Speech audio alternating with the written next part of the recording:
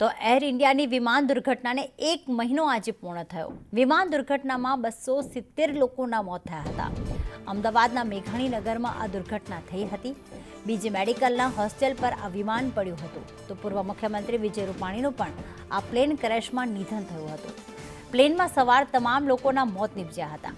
પ્લેનમાં crew member સહિત કુલ 242 લોકો સવાર હતા। દુર્ઘટનામાં વિશ્વાસ નામના વ્યક્તિનો બચાવ થયો હતો। તો દુર્ઘટનાના 1 મહિના બાદ તપાસ કમિટીનો રિપોર્ટ પણ આવ્યો છે।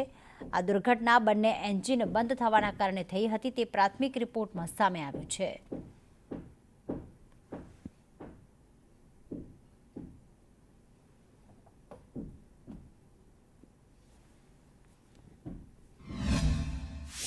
એર ઇન્ડિયા પ્લેન ક્રેશ દુર્ઘટનાને આજે 1 મહિનો પૂર્ણ થઈ ચૂક્યો છે અને 1 મહિના બાદ આ ખાસ કરીને બ્લેક બોક્સની જે તપાસ કરવામાં આવી તેનો પ્રારંભિક રિપોર્ટ પણ આજે સામે આવ્યો છે। આ એ જ ઘટના છે કે જ્યાં આ પ્લેન ક્રેશની અત્યંત દુઃખદ દુર્ઘટના સર્જાઈ 270થી પણ વધુ લોકોના જીવ છે તે આમાં ગયા છે। ત્યારે હાલ આ જે આખો રિપોર્ટ સામે આવ્યો છે તેમાં ટેક ઓફના 32 સેકન્ડ બાદ તરત જ આ બંને એન્જિન ફેલ થયા હોવાનું પ્રાથમિક તપાસમાં હાલ સામે આવી રહ્યું છે। બંને એન્જિનનો ટેક ઓફના ગણતરીના સેકન્ડો બાદ ફ્યુલ કટ ઓફ સ્વિચ જે છે તે બંધ થઈ ગઈ હતી અને ત્યારબાદ આ જે કટ ઓફ જે છે તેની સ્થિતિમાં આખા એ બંને એન્જિન આવ્યા હતા। કોકપિટમાં જે ઓડિયો રેકોર્ડ થયો છે તેમાં એક પાયલટ બીજા પાયલટને પૂછે છે કે શું આ કોકપિટ જે આ કટ ઓફ છે તે તમે કર્યું છે? ત્યારે બીજા પાયલટ દ્વારા તેને જવાબ આપવામાં આવે છે કે ના, મેં આ કટ ઓફ નથી કર્યું। આ સંવાદ આ કોઈ રેકોર્ડ થયો છે, બંનેની વાતચીત છે તે રેકોર્ડ થઈ છે। રેટ એટલે કે રામ એર ટાઇબનની તૈનાત એટલે કે તપાસ જે છે તે કરવામાં આવી છે કે કુલ પાવર લોસ જે છે તે થયું હતું અને તેને સીસીટીવીમાં પણ તે કેદ થયું છે। એન્જિનને ફરી એક વખત ચાલુ કરવાની બંને પાયલટ કોશિશ કરે છે, જેમાં એક એન્જિનમાં સુધારા સાથે શરૂ થવાના સંકેતો મળે છે, પરંતુ બીજું એન્જિન બિલકુલ ફેલ થઈ જવાના કારણે તે ચાલુ નથી થતું।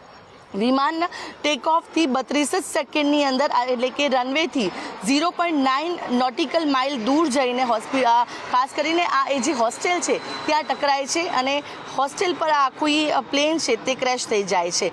થ્રસ્ટ લીવર જે છે તે આઇડલ સ્થિતિમાં અત્યારે જોવા મળ્યું છે, એટલે કે તેમાં કોઈ પણ ફેરફાર છે તે નથી સામે આવ્યો। થ્રસ્ટ સિસ્ટમ જે છે તે જે ખાસ કરીને ડિસ્કનેક્ટ જે છે તે થઈ જાય અને જે ફેલિયરની આશંકા છે તે પણ અત્યારે હાલ વ્યક્ત કરવામાં આવી રહી છે। એટલે કે આખી આ જે દુર્ઘટનાને લઈને બ્લેક બોક્સ દ્વારા જે માહિતીઓ બ્લેક બોક્સમાંથી પ્રાપ્ત થઈ છે, જેનો પ્રારંભિક રિપોર્ટ સામે આવ્યો છે।